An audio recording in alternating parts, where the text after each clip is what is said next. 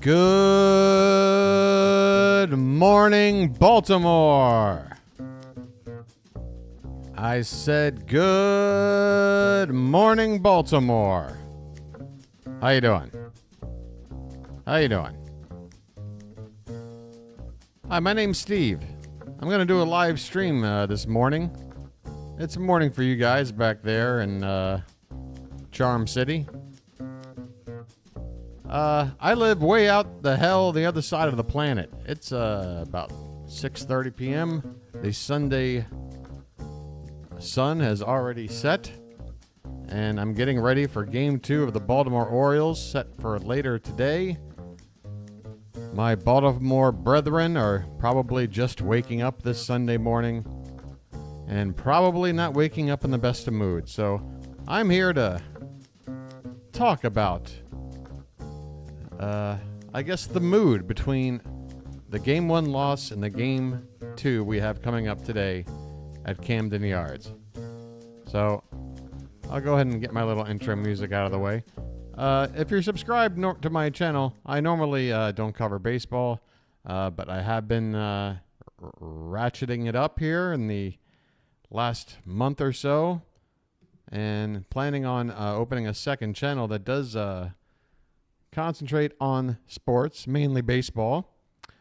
But for now, since I'm sort of getting my feet wet, I'm going to do it right here on my regular channel. So apologies to those that are normally tuning in for live streams of a different sort. I'm here to talk about baseball. And if you're an Orioles fan out there, maybe you're like me and you're just digging through social media, YouTube, anything to find any Oriole-related content.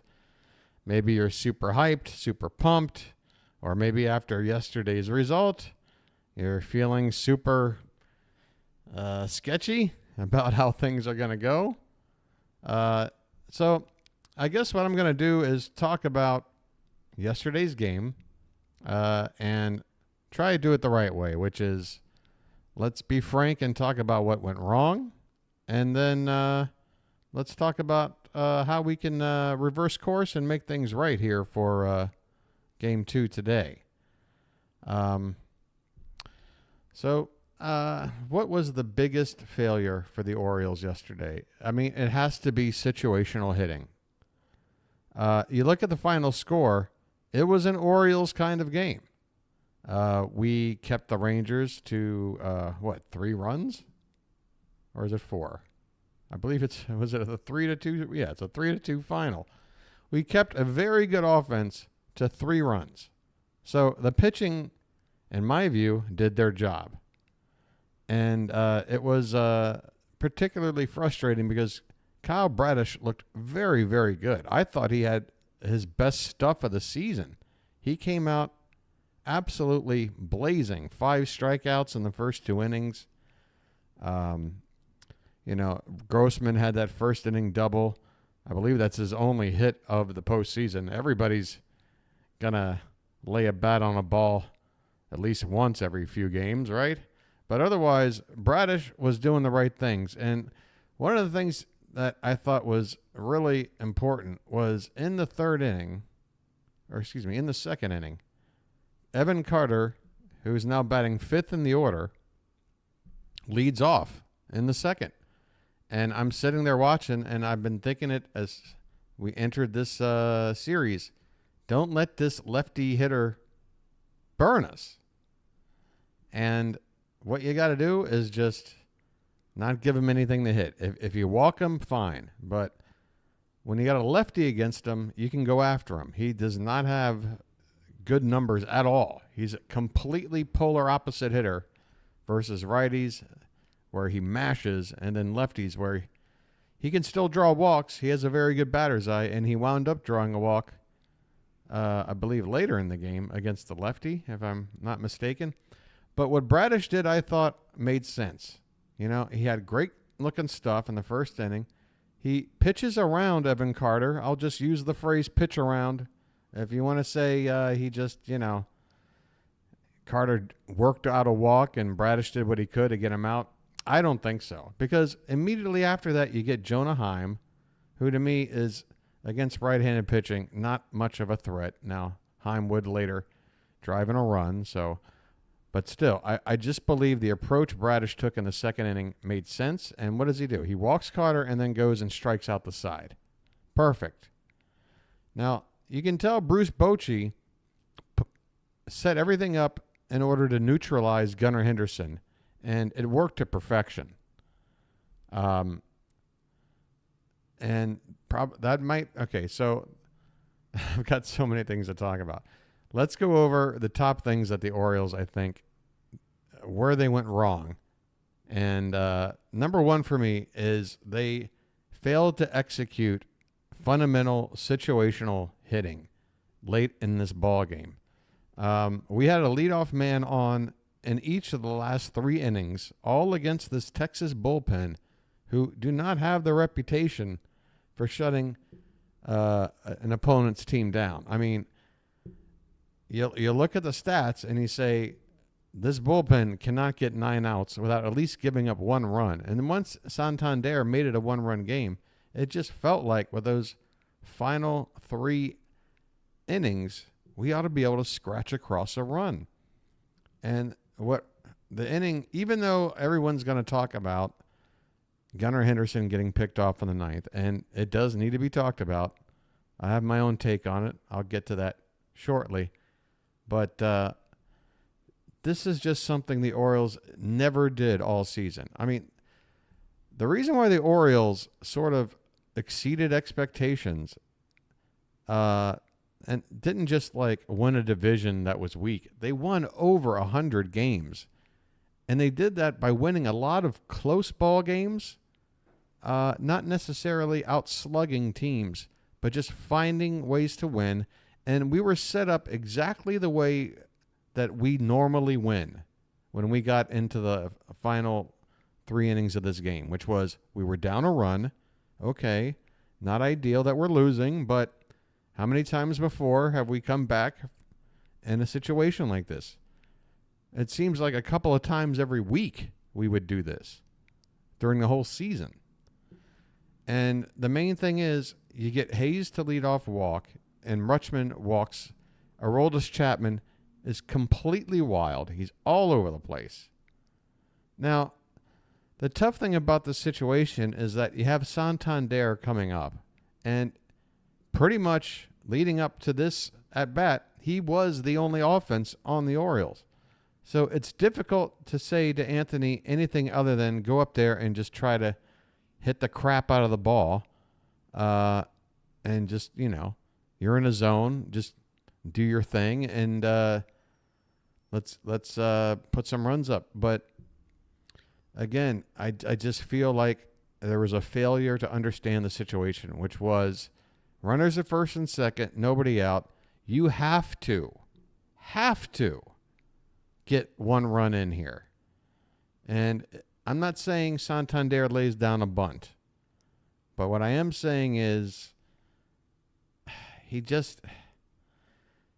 shouldn't even been looking to pull the ball. Like maybe just try and, hit a flare to the opposite field, or just try to drive a ball out to center, right center, and then maybe Hayes can tag and go to third.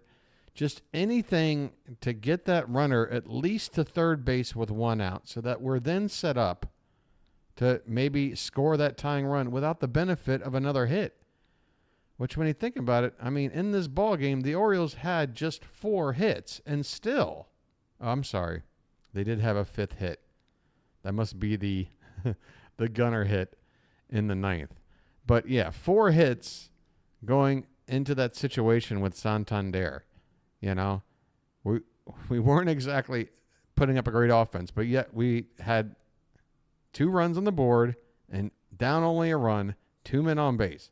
So we're not hitting well. Santander being the only exception. It was painful to see that we didn't do something to not only not advance the runner, but to just do the worst possible thing in hitting into a rally-killing double play.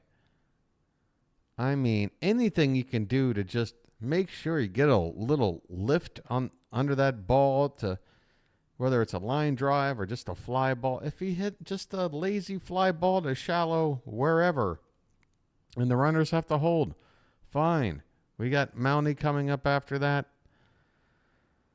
But that was, of all the situations where the Orioles failed to capitalize and perhaps figure out a way to win this ball game, that 8th inning, 2 on, nobody out, double play by Santander. And I'm not going to sit here and point fingers at Santander. If it wasn't for Santander, we wouldn't be in a position to tie or take the lead in the 8th. So that's not the issue. It's just, it almost seems like if any other batter was up, he would have been asked to do something more in line with fundamental situational, create a run. You got to just scratch a run across with 2 on and nobody out, down 1. You're playing at home. You'd like to think your bullpen is better than Texas's. But that leads to the next thing. Well, what is the next thing? Actually, I'm going to save the pitching decisions for the third problem. The second biggest problem I had with this game is not that Gunnar Henderson got thrown out trying to steal second. We've had to see Gunnar live and die on the base paths all season. And, we have more memories of great base running by Henderson, but there have definitely been handfuls of occasions where he's run himself into an out on the base paths, where he's been over aggressive, where, the situation maybe just didn't call for that level of aggression. Now, I don't know where to point fingers on who to blame for him taking off when he did. It seems like there's conflicting reports. It seems like nobody wants to necessarily pin the blame. But what I'm most worried about after that play is not necessarily, should we make Gunnar not be as aggressive. To me, I'm worried about, is Gunnar now going to lose confidence? Like, is he not going to be as confident to get from first to third on a base hit or second to home on a hit? Because normally, or stretch a double into a triple, because that's how he put up his numbers this year.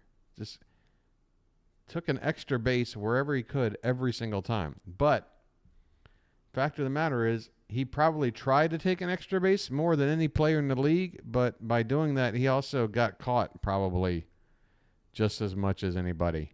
I'd say at least a half a dozen times he made outs, maybe not as glaring as the one in the 9th inning yesterday, but outs that it was just not the right move to try to be aggressive in certain situations.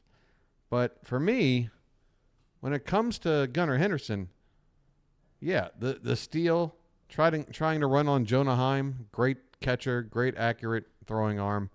I mean, that ball was just put on a platter. Gunnar wasn't even close to swiping the bag. It was embarrassing, honestly. But yeah, to me, the biggest issue with the Orioles' approach yesterday, like pre-game approach, was Brandon Hyde, who I love. I think he deserves Manager of the Year.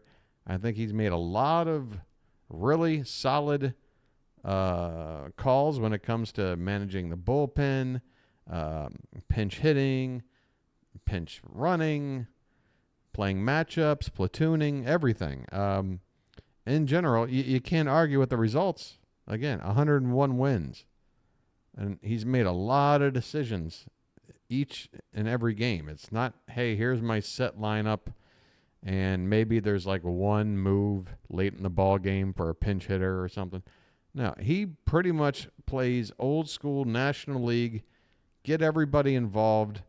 There might be 1 or 2 guys left on the bench by the end of any game. And that's great. I feel like it keeps the team fresh, like everybody feels like they're a part of this, that they have a role to play. And I think that leads to the chemistry that fed us well during the season. But I'm dancing around what bothered me, which is he put out a lineup yesterday where he puts Gunnar Henderson in the 5-hole. And I drew up my own idealized version of, these are actually notes pregame yesterday that I had written before I did what turned out to be not too great of a live stream because my microphone had some sort of echoey problem. The lighting is already bad enough. But anyway, here's a little note right here. We got to use our base running to our advantage as per usual, but mind Jonah Heim. He's good. And what I meant by that was, like, look, you want to be aggressive on the bases, particularly a guy like Gunnar Henderson. It's sort of his trademark in his young career. But, you know, you want to do it against people that may not have the most accurate arm or may have a disposition where, you know, they might sort of get a little jittery when they see that runner trying to go for that extra base. But Jonah Heim's not that guy. Jonah Heim, he's a really good catcher. And, yeah, you can't just straight steal unless maybe you got Mateo in there and he dances around a little bit. But on a 3-1 count, it was nuts. But, again, here was my idea, and I did adjust. Well, no, actually, I haven't adjusted. Boy, there are a few other things I need to discuss here. This is my idea of the best version of our lineup against left-handed pitching. Now, what I will say that I enjoyed was seeing Santander DH, and I have him as the DH both against lefties and righties. I just think it makes sense. Mullins is going to hit lefties or righties. I don't care if he's not too good against lefties. His glove and center is just too important. I had him hitting 7th in the order. He actually hit 8th in the order yesterday. But this is what I had. I had Rutschman leading off. He was our hottest hitter down the stretch. He's also our best on-base percentage guy. And he's the sort of guy that's either going to give you a walk or maybe hit you a double. How you doing, DDH? Which is exactly what you want from the leadoff spot, you know. You don't want a guy who's just like a home run hitter. You want a guy who makes contact, who gets on base, and who can start rallies. Now, what that does, and this is where Henderson should have been in the order, batting second. Now, I don't know how familiar folks are with the splits of Gunnar Henderson, but all the damage he's done in a very good rookie season has been against right-handed pitching. Against lefties, he's an absolute shell of himself, particularly in the slugging department, the extra base hit department. He just simply doesn't drive the ball off lefties. So it made all the sense in the world to me to hit him in the 2-hole, where he's more of a, you know, situational type hitter where, again, if Adley were to get on base, let's say he gets on second, Gunnar now is just like, all right, just hit a ball to the right side, pull the ball, just, you know, maybe you get it through the hole, maybe you find a gap and you hit a double, but whatever you do, just make sure you get that runner over to third. You don't need to sit there and try to hit a home run. You don't have to be the RBI guy in that second spot. If Rutschman just walks, you know, Gunnar can just, you know, try to work the count, maybe play a little hit and run, which, again, normally when you go hit and run, a number 2 hitter isn't trying to, like, hit a home run and a hit and run. They're just looking to make solid contact so that you can get that runner from first to third. These are the sorts of situations that make sense for Henderson when he's faced with left-handed pitching, because his stats against lefties are atrocious. They're absolutely atrocious. Here it is this season. Against righties, he hit .272, slugged .549, 25 of his 28 home runs.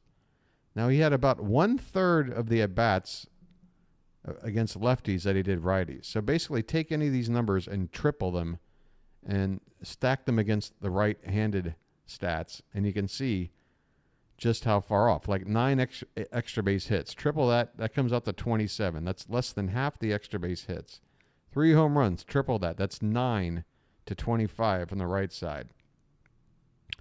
And overall, yeah, he's hitting 63 points lower, and his OPS is 200, nearly 270 points lower.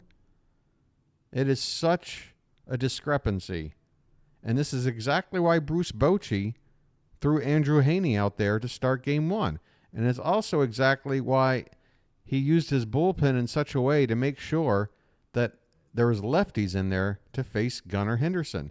Now, with that, combined with hitting Gunnar 5th, in Gunnar's mind, he's thinking, I'm in an RBI spot.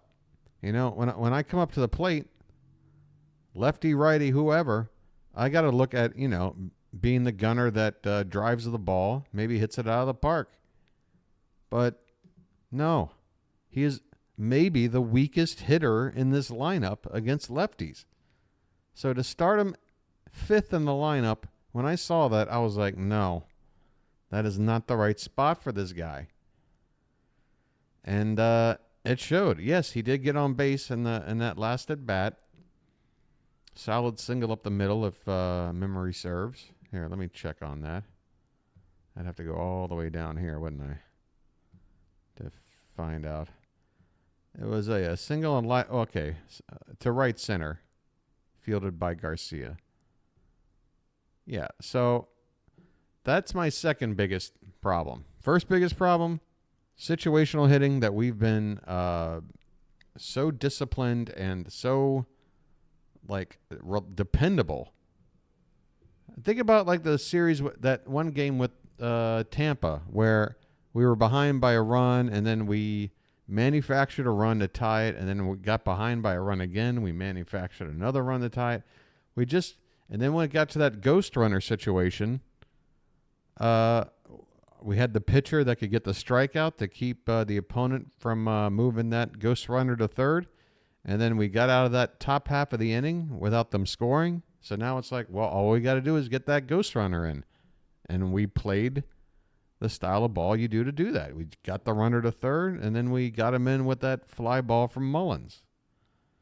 That's how you play Orioles baseball. That's how we've won 101 games. And we got away from that yesterday. Now, again, if you were to tell me in Game 1, the Orioles give up 3 runs to the Rangers, and then say, without knowing how many runs the Orioles scored, do you win that game? I would say probably. I would say there's a chance maybe we'd lose that game, but I can't argue. I can't feel bad about only giving up 3 runs to this Rangers lineup. I feel like that's pretty good. 3 runs on 8 hits. And a lot of those hits came in that 4th inning when Bradish just lost it for a little bit. So I guess that then leads to my third biggest problem with how the game was handled yesterday. And again, this kind of goes back to Brandon Hyde. You know, the buck stops with the manager. I don't necessarily blame Gunnar Henderson's performance yesterday so much as I blame Hyde for hitting him 5th. Now, when it comes to his use of his starter in the bullpen, if this is a sign of things to come in the postseason, I don't know how deep we're going to get. We had our ace out there. We had our ace against Texas's back end lefty that, if they were healthy, wouldn't even be in the postseason rotation. Wouldn't even be in the regular season rotation. Would normally be just that long man lefty in situations where, like Texas normally does, gets into a high scoring game where by the 5th inning the starters are out. You bring in a guy like Haney. He hadn't pitched more than something like 40 or 50 pitches, but once in the past 7 or 8 weeks. This is the first time he's really been asked to go out there and stretch it. There's really no excuse to not put up some runs. Those first 3 innings, just nothing. No game plan at the plate. You know? It almost felt like, oh, well, they're putting their weakest guy out there with way of moving the line. We'll get a hit here. We'll get another hit. We'll go first to third. We'll get a sac fly. We'll get that first run. We'll get that early lead. We'll build off of that. We'll protect it. Never had the lead. Those first 3 innings, when we watched Bradish absolutely mow down the Texas lineup, we couldn't respond with anything against Haney. And then Texas finally broke through in the 4th. We reply. I mean, look at the line here. It is so typical Baltimore. There's been plenty of games where we've come back from a deficit this season. And here was another game where it looked perfectly set up for that situation because, yeah, we gave up 2 in the 4th. What do? We respond immediately with a run on that Mountcastle double to score Santander. Then in the 6th, Texas gets that home run from Josh Young. What does Baltimore do? Answers right back with a home run from Santander. So it's not like we start to fall behind in a game and then we just completely lose it. We have shown all season we battle back. And I just felt like when we got in these late innings, we had Aaron Hicks make it on first, leading off the 7th. Again, the 2 runners, Hayes and Rutschman on to lead off the 8th, and then we got Gunner on base to lead off the 9th, and none of them scored. And only one of them got so far. No, nobody even got as far as third base. Nobody even got as far as third base with the leadoff man on for 3 straight innings against Texas's bullpen. I mean, tough. So, yeah, my next biggest issue with Hyde was his management of, when he took Bradish out and when he made his moves. I felt like he just started moving or rolling or playing his hand too soon. Yes, Bradish gave up 7 hits. Through 4 and change. Not ideal. He usually keeps that number down. But the fact of the matter is, he had given up 2 runs. We've seen Bradish, not be on his best and give up a couple of runs and still make it to the 6th or 7th inning. Now, yes, he was on 84 pitches. Maybe he doesn't complete 6. But he certainly could have completed 5 and probably come out to start the 6th. Instead, what do? We go to the bullpen, and then the 6th inning comes, and now we're playing matchups. And instead of Kyle Bradish, the righty, facing Josh Young, it's Jacob Webb, the righty, facing Josh Young. And lo and behold, boom shakalaka, big home run to right center field to give Texas now, at that point, a 3-1 lead. Now it's a little harder to rally back. Again, Santander was able to answer with a home run, but it was a solo shot. Again, at that point of the game, he might have been the only other. I'm not sure if any other Orioles had hits at this stage of the game. I mean, everybody else was scuffling. It was really difficult to watch some of these at-bats, including Adley Rutschman. I mean, Rutschman got called out strike 3 looking at a ball that wasn't exactly down the middle, but it was definitely had all the plate. You just rarely see Rutschman take a straight pitch pretty much middle plate for strike 3. You just rarely see that. I mean, even if he is looking for one pitch and it's another, he has the ability to fight a pitch off, wait for the next pitch. And, of course, he has a good eye. He draws walks because he's good at knowing the boundaries of the zone. So to see him take one that was so much a strike for a called strike 3, I mean, that's very un-Adley-like. Let me take a quick break with a little bit of water.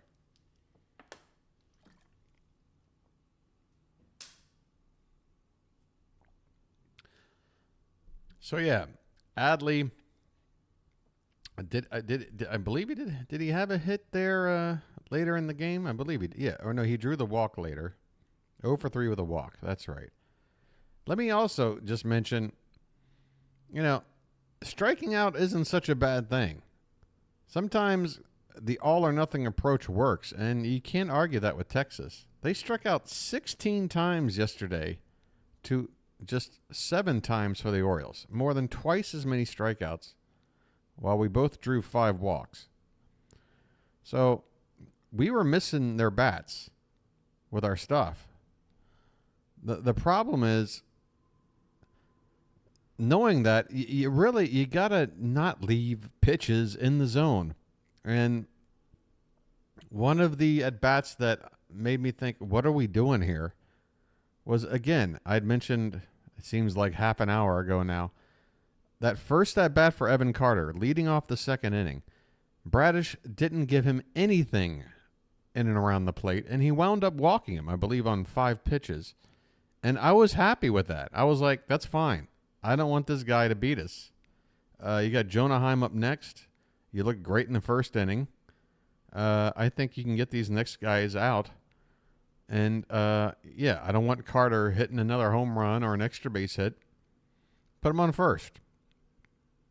He did. And what does he proceed to do? He strikes out the side. Heim, Lowe, and Young back to back to back. And you're like, all right, Bradish is clearly in the zone. He's got 5 strikeouts in the first 6 outs. And, yeah, Grossman struck out 4 times yesterday. Garcia struck out 4 times. Semien struck out 3 times. Semien is struggling. 0-71 now in the postseason. 0 for 5 yesterday with 3 strikeouts. So far, he's been kept at bay. Garcia is hitting 200. Yeah, he hit that home run against the Twins. But 1 for 5.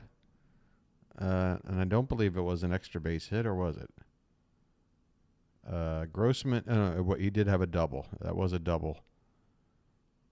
Yeah, but yeah, I'm dancing all over the place. It was that second at bat for Carter, where Bradish, good morning, Larry. How are ye? Of course, it's coming up on 7 p.m. my time, which is why you're seeing the worst, fluorescent lighting ever. But yeah, second at bat for Evan Carter in the 4th inning. This is how Texas started the first rally and got the lead and never looked back.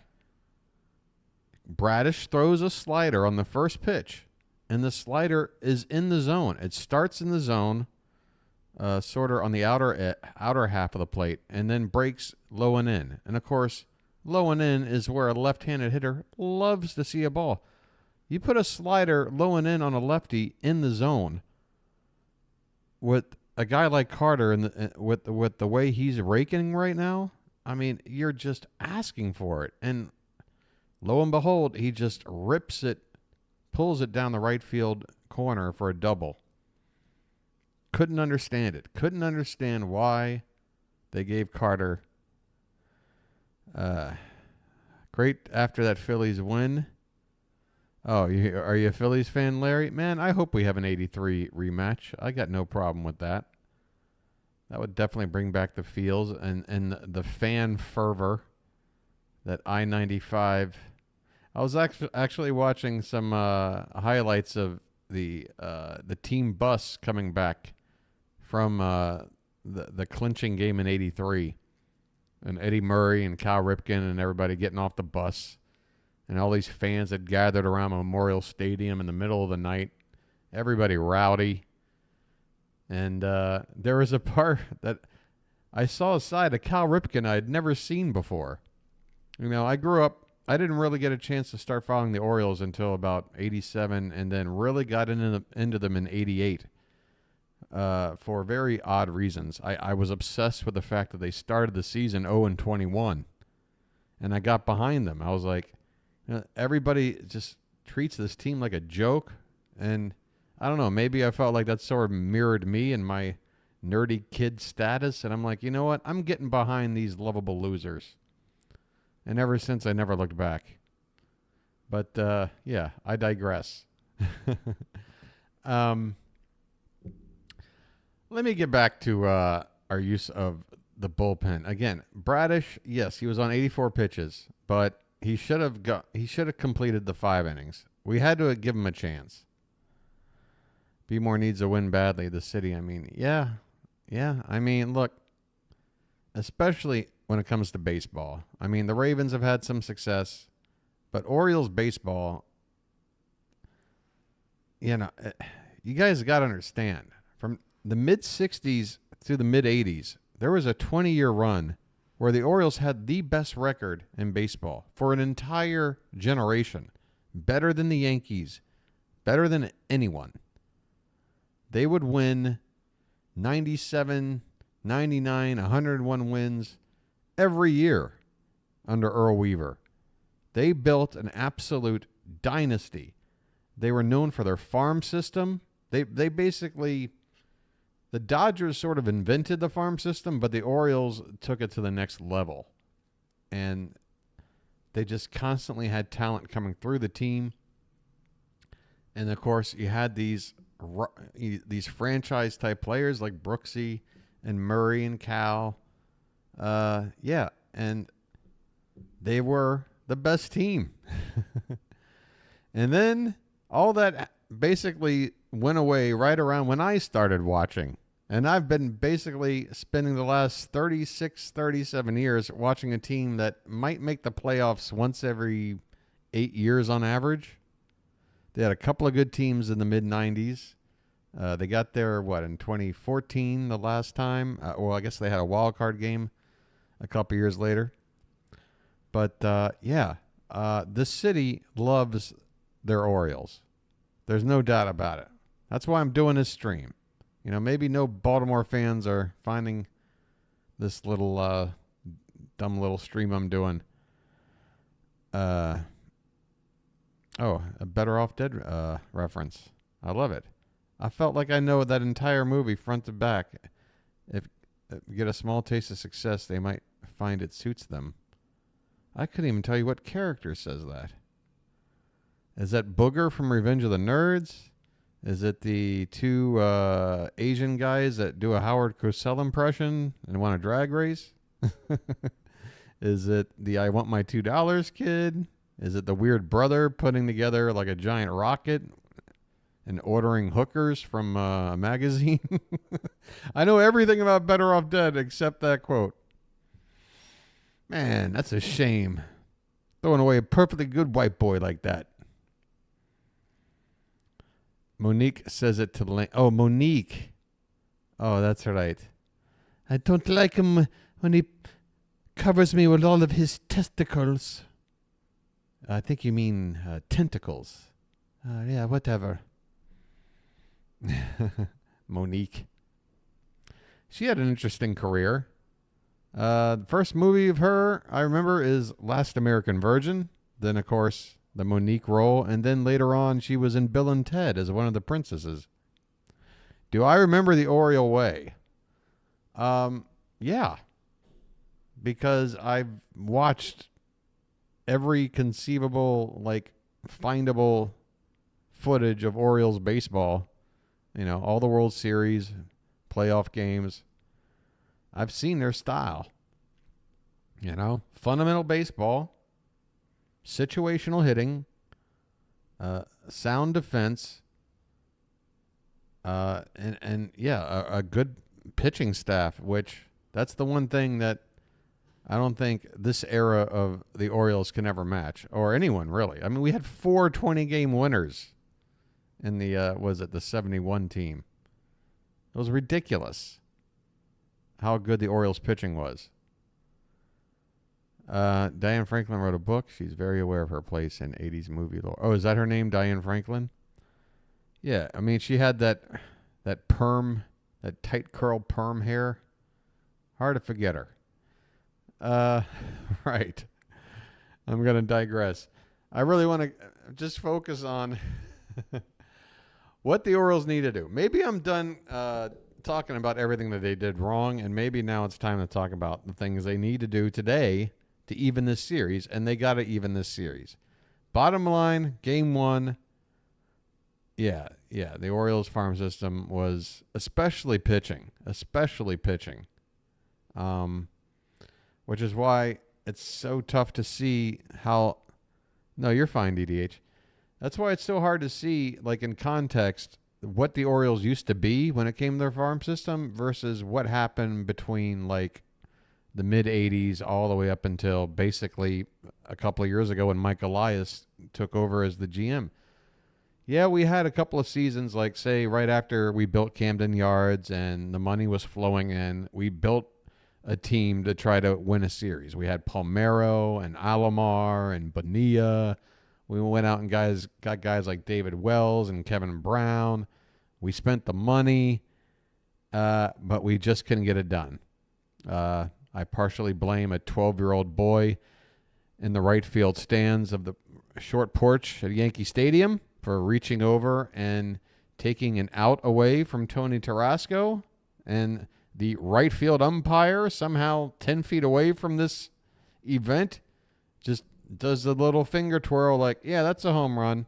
No, I didn't see that kid just reach his glove completely over right above your head and take the ball away from you as you stood there like this, like just waiting for the ball to fall in there.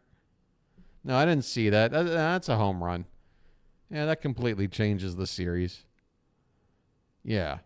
And Larry, I'm never going to forget that. I'm never going to forget that. Jeffrey Mayer, that's the kid's name. Somebody doxed that kid. He's got to be in his mid-30s now. I wish him nothing but the worst. You know, a lot of people, I mean, when people talk about, you know, like just gut-wrenching outcomes in the playoffs, you always hear about Steve Bartman. I mean, here's a guy, we know him by his name, the Cubs fan in left field who reached over and took a foul ball that Moises Alou might have caught. We're not even sure Alou catches that ball. I'm sorry.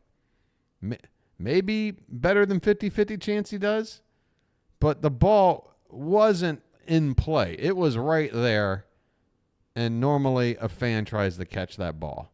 I'm sorry. If it wasn't Bartman sitting in that seat, it could have been just some other person who goes down in history as with a reputation you simply don't want. But I argue that was just a foul ball that wasn't caught. And again, might not have been caught. The play against the Yankees was a ball that was an out that would have ended the inning, and instead it's like a 2-run homer.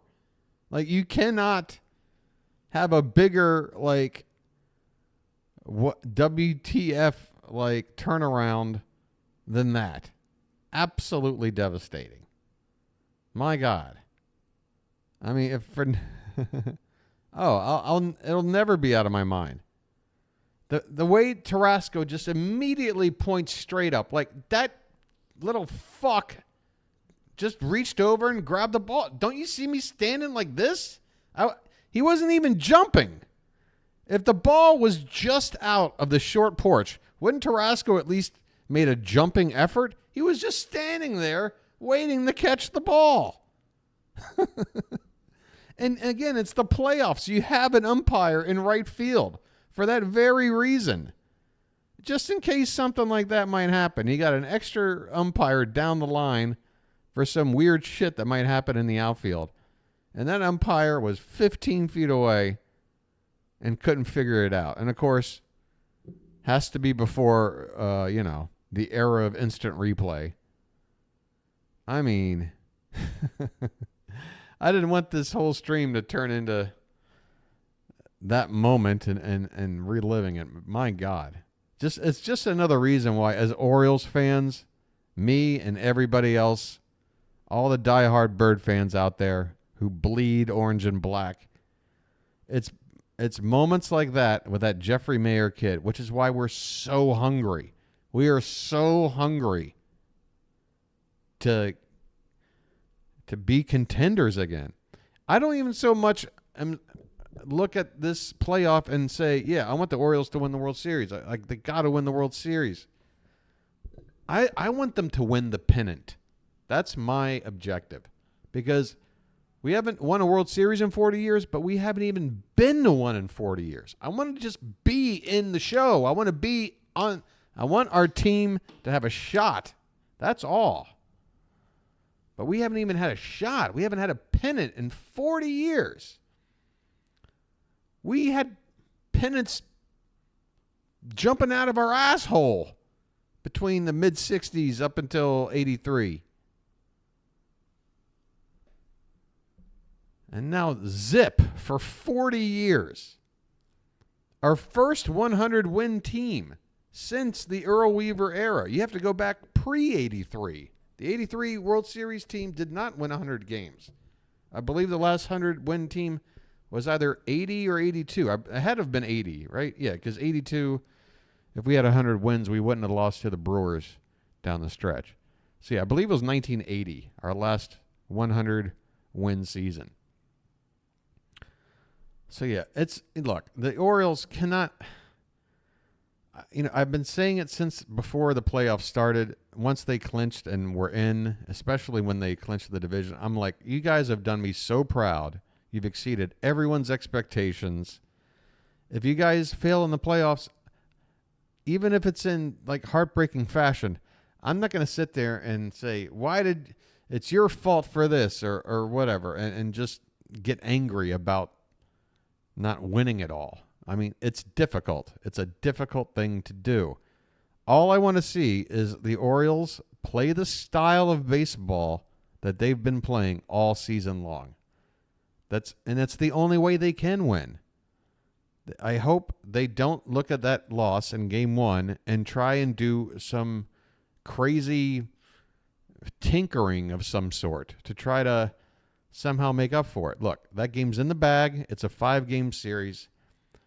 One thing we have to hang our hats on is that we have not been swept in a series of any kind for, about 10 months worth of baseball now? A full season plus 4 months last season when Adley got caught up?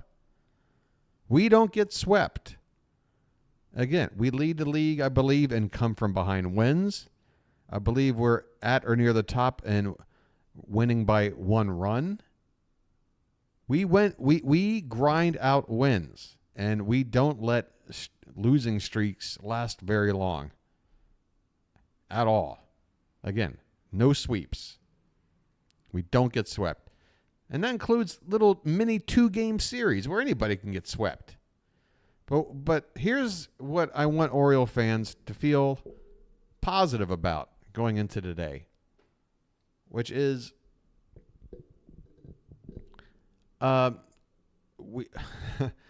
we have not shown, at least yet,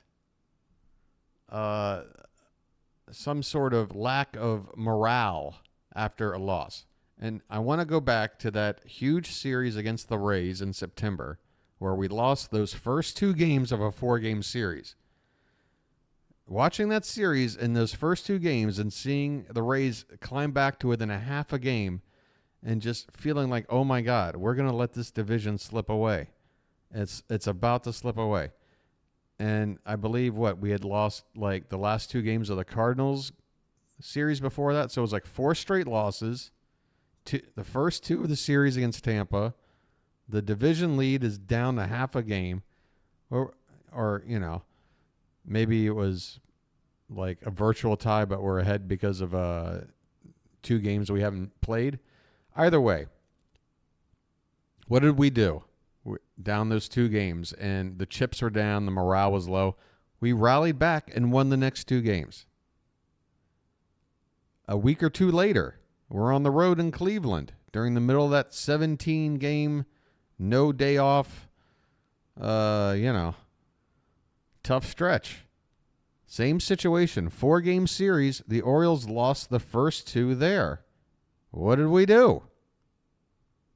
That was a situation where, okay, well, now we've clinched a playoff spot, but we still want this division, and now we've lost 2. Tampa wasn't slowing down the stretch. The Orioles could have let that. I mean, Tampa, still finished with 99 wins. We won by 2 games. It wouldn't have taken much for the Orioles to collapse, especially with the way the bats were struggling there in the last 10 days or so. It really was our pitching that propped us up and carried us over the top to get us over 100 wins and clinch the division. So Again, this is a team that I've been admiring all summer.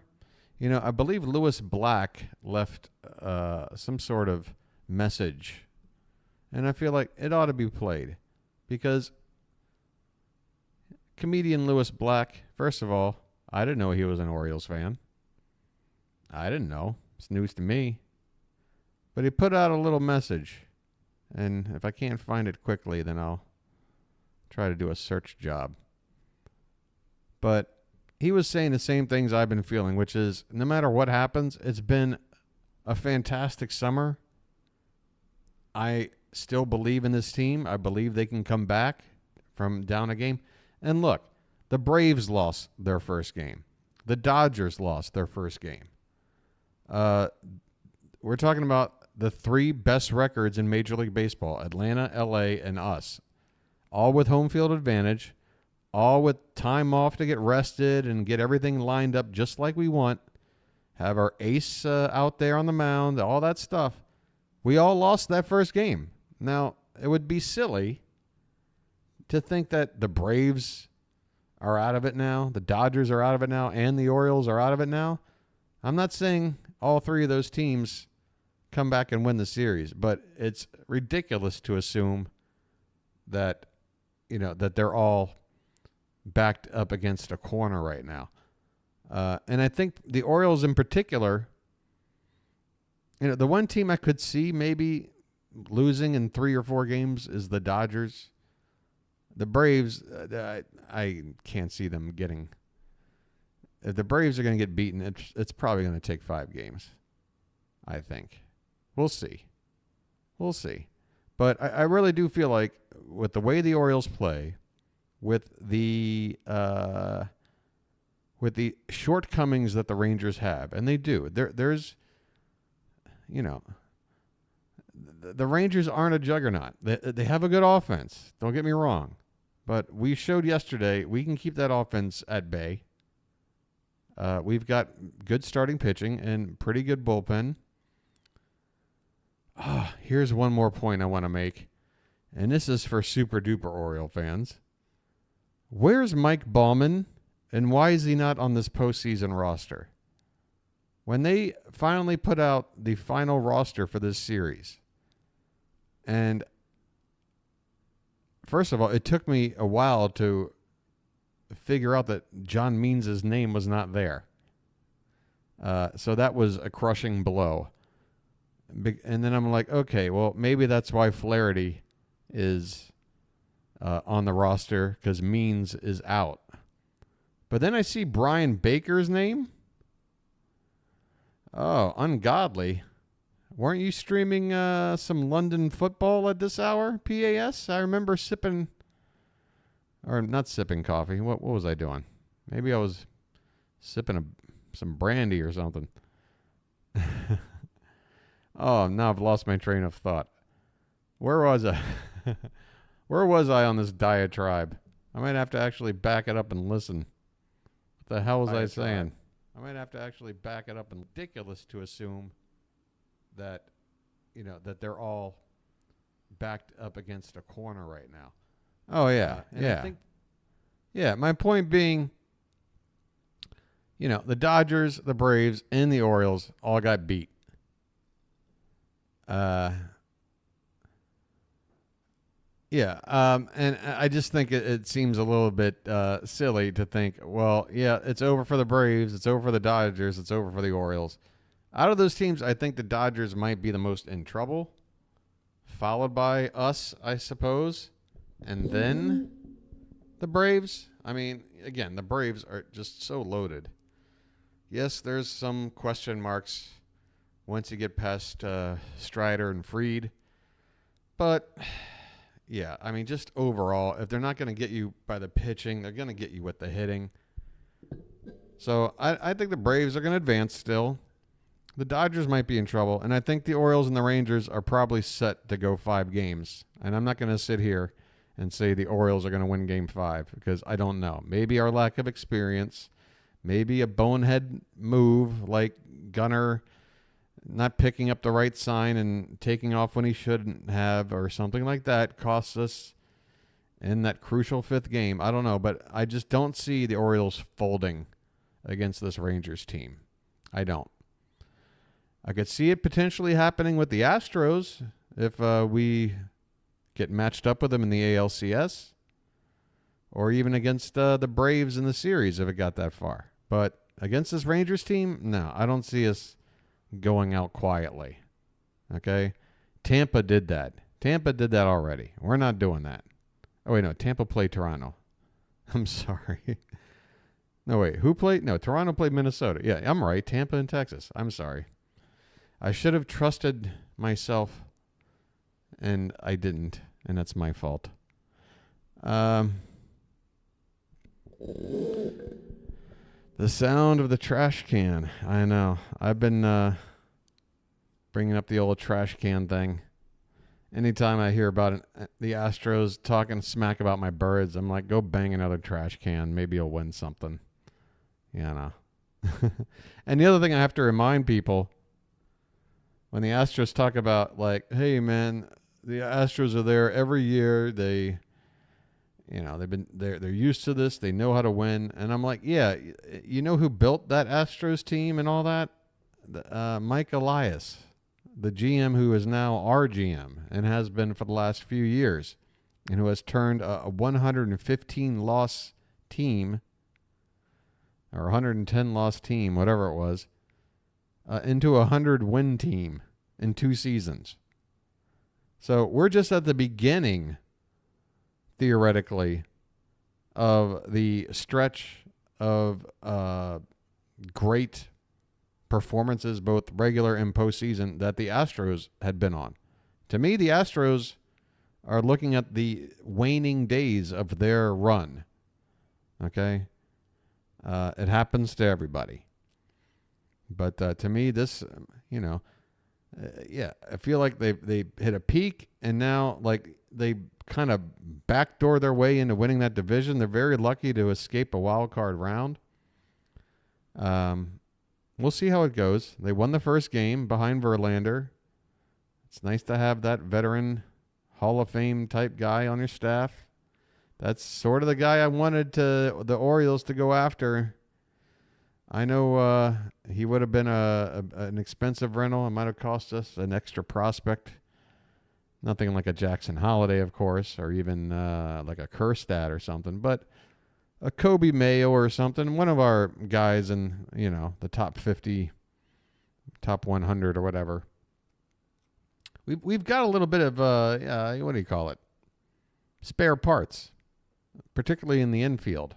We could stand to lose one of those prospects to pick up a guy like Verlander, who, by the way, is from the Virginia area.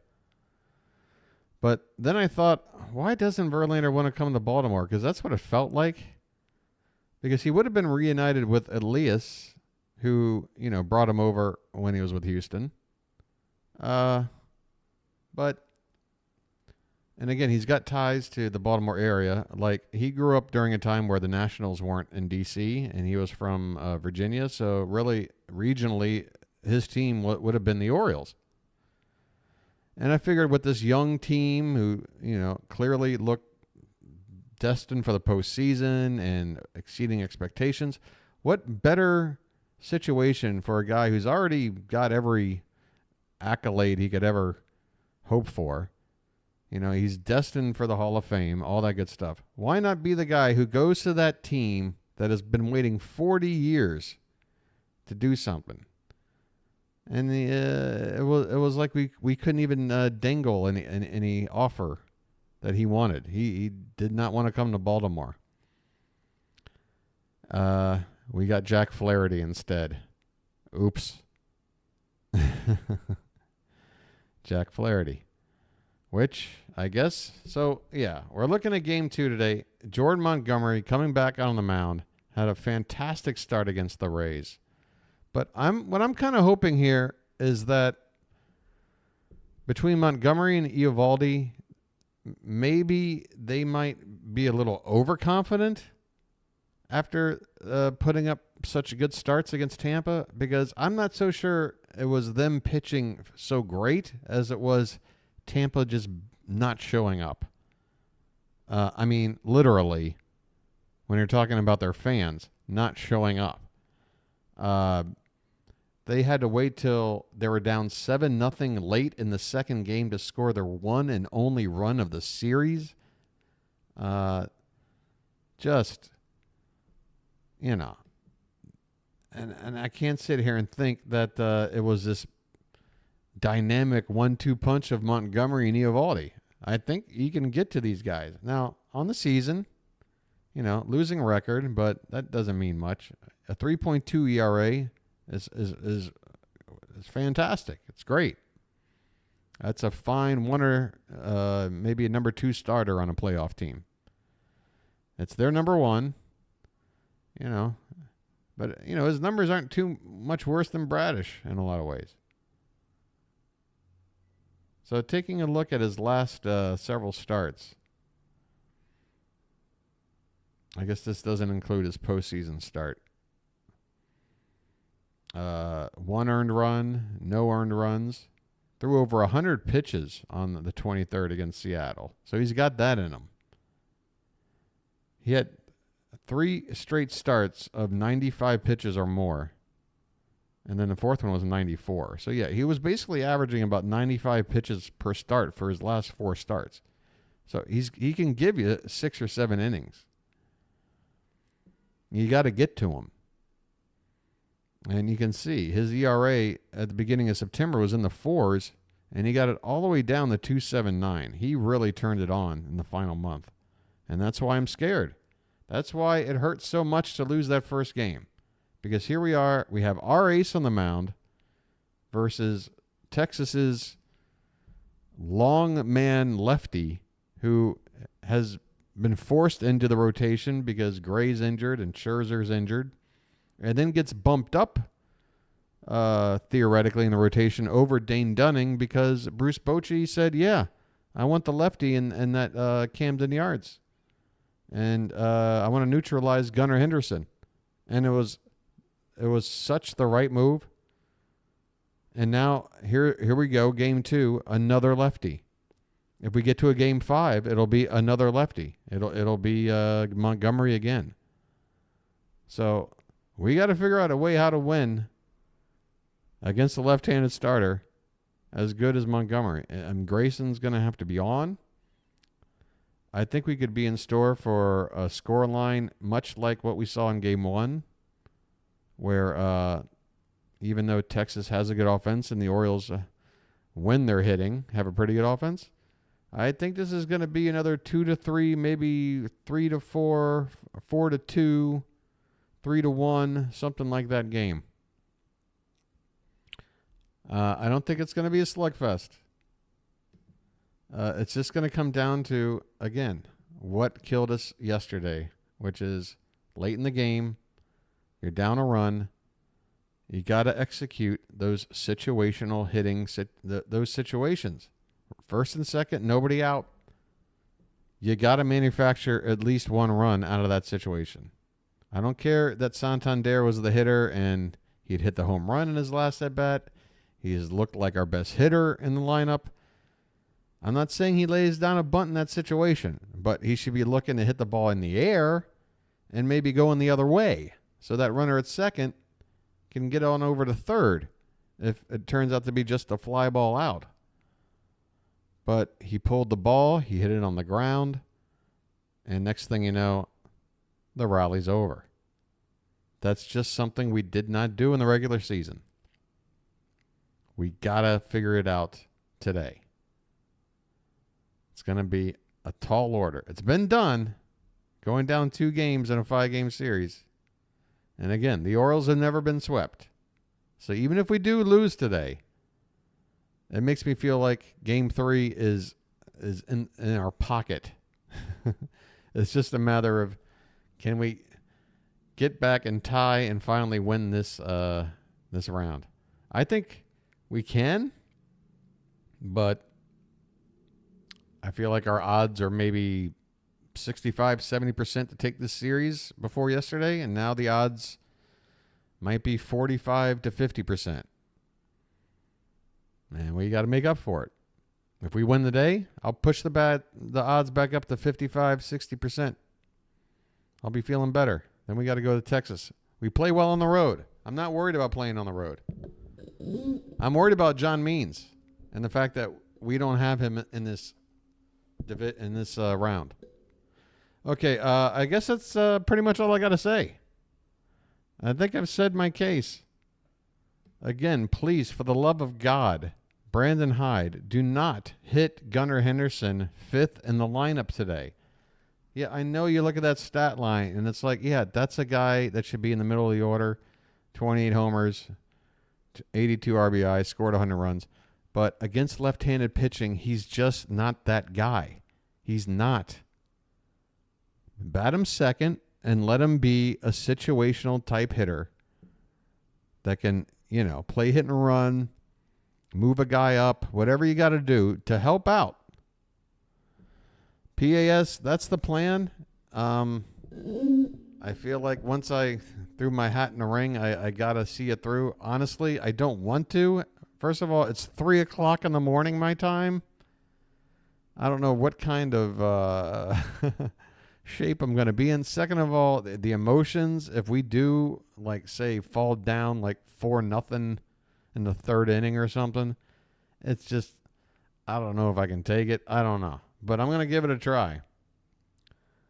How's the microphone sound? Because that was another issue. I streamed the first game, and I must have done something because the microphone had this weird, reverb, echoey, shitty sound to it. I did a test before this, and everything sounded good. Okay, it sounds great. And I thought, well, maybe it's because I'm playing on a muted for people watching me, the game on my computer. I'm hiding the game behind my own screen of myself. That's why I'm so large. No, I don't like to make myself this large normally on the screen. Usually about half this size. But basically that same window right behind it is where I'll be watching the ball game. So I can have everything right in front of me.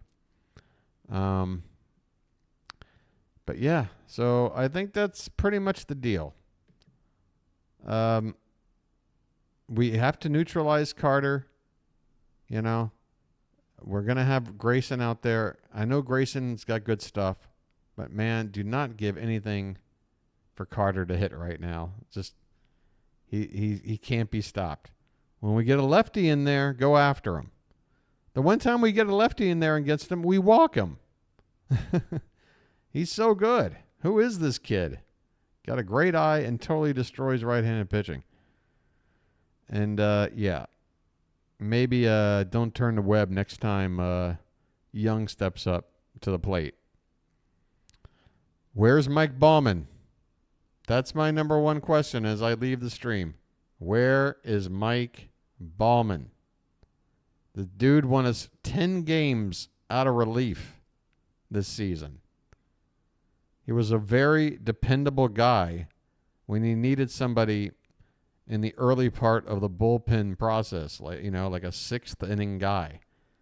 And instead, we went to Jacob Webb in that situation, and he gave up what wound up being a game-winning home run. And there you go. So, I don't know why Bauman's not on the team. I don't know why Gunner's hitting 5th. If those two things, which again, I will just bring this up one last time. I made this, and it's posted on Discord, PAS, if you're still around.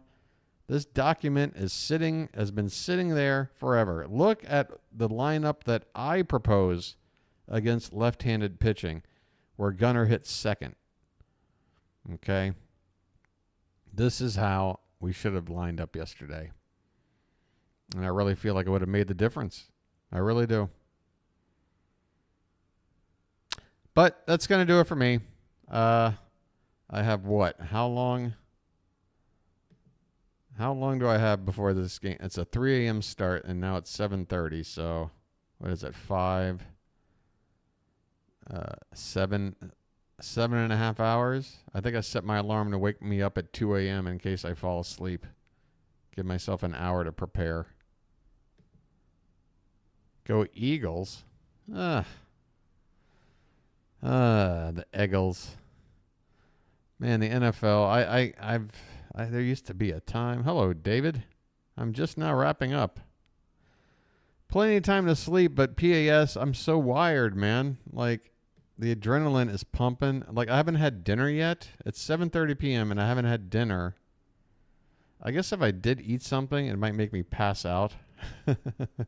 Maybe I should order some American food for dinner tonight. Let's see what the latest Twitter news is on the Orioles here. I have a bad feeling about our bats today. Hopefully they finally wake up. No, the bad feeling has been the last 2 weeks or whatever. They've been dormant. They need to wake up, yes. Again, we just got to simplify. I don't know what the hitting coach can say or what sort of little drills or whatever they can possibly do between that loss yesterday and the game today. It doesn't seem like there's much you can do. So I hope they're saying the right things in terms of how to approach these at-bats. Because those first 3 innings, it was pretty much 9 up, 9 down other than Santander. And nobody seemed to really have a plan at the plate, including Rutschman. It was just really difficult to watch. And you want to jump on a pitcher like Haney early, you know? I mean, even if you don't score, you want to get guys on. You want to make them pitch out the stretch. You want to get them sweating a little bit. And we couldn't do that. We didn't do it early, and then we didn't execute late with the situational hitting. Okay, that I've said everything like 5 times. Guys, thanks for hanging out, for showing up and all that. And, yeah, I am going to attempt to call the game later on. Game 2, Orioles, Rangers, Camden Yards. Can we level the game? I think we can. I guess my final message would be to anybody who's an Orioles fan that might be watching this. If you're heading out to the game, you know somebody heading out to the game, we need our Oriole fans in the park to stay loud and proud, okay?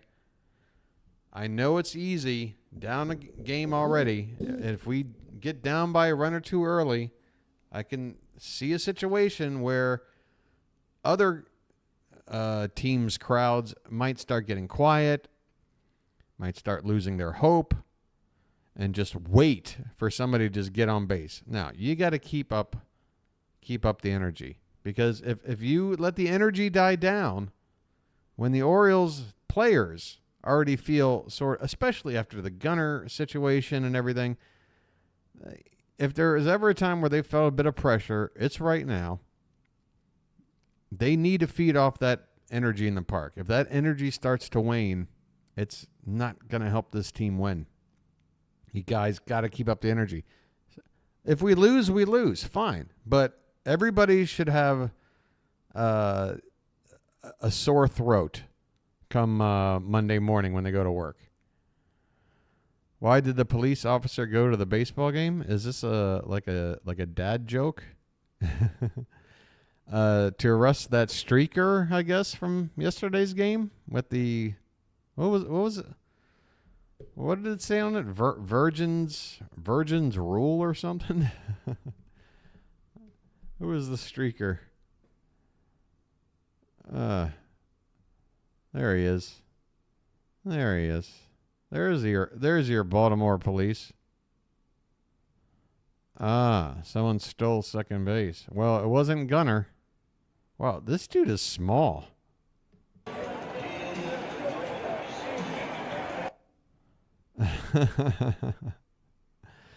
Dude, this is a tiny dude. Either that or we got some big, burly Baltimore cops. He looks like Wee Man. Is this a Jackass stunt? There he is again. Oh, well, what are you going to do? Sometimes you got to get in a thong and run out in the field. By the way, the Yoko Ono look is not good, Joan Jett. I'm glad Joan Jett is supporting us, as she has been for decades, but you're approaching Yoko Ono status with those glasses, Joan. Just letting you know. All right, that's going to do it for me. Thanks for hanging out, guys. If you hit the like button, I appreciate it. If you haven't, I wouldn't mind if you did. Again, this is sort of one of a few streams I'll be doing. Just sort of get my feet wet with all this. And then the plan is to maybe start a new channel and have a couple of different channels with a couple different kinds of content. Yeah, that's going to do it for me. Go Orioles. Orioles. Magic, magic, Orioles magic. Feel it happen. Good Lord. Grayson Rodriguez, man, you got to come in and shut it down. Hide. Don't yank Grayson too early. Give him a little bit of a leash. Trust in him. He's got great stuff. Our bullpen is pretty good, but not Grayson good in terms of hit and miss stuff. So stick with him. And for the love of God, if I see Gunnar Henderson in 5th in the order today, I'm going to go nuts. Bat him 2nd against a left-handed starter. Today, Game 5, the rest of the postseason, and all of next season until Gunnar can prove that he hits lefties somewhere near as well as righties, because he doesn't, okay? He is purely a right-handed pitching monster. Against lefties, he is about as much of a threat at the plate as Ryan McKenna, okay? All right, that's going to do it for me. Go Baltimore. I got my Orioles hat on. I got my friend Paul's memorial shirt on. Paul was a huge Red Sox fan and luckily got to see the Sox win it in 04 after experiencing a lifelong drought for him. Fortunately, my friend Paul left us too soon. But I got his shirt on, and I know he's on my shoulder. He's on one shoulder, rooting for me the way I rooted for his Sox team in 04. And then you got Brooksie sitting on the other shoulder, number 5. We can do this. It's Orioles magic, baby. You can't have magic without a little bit of what do you call it? A sleight of hand. Yesterday's loss was a sleight of hand. We're going to pull the okey doke. We're drawing our audience into a false sense of security that we're going to blow it, but we're not. The Orioles magic is yet to come. Tune in, be loud, rock the yard. Let's get it done. Let's level the series. Thanks for watching. Have a good one. Peace.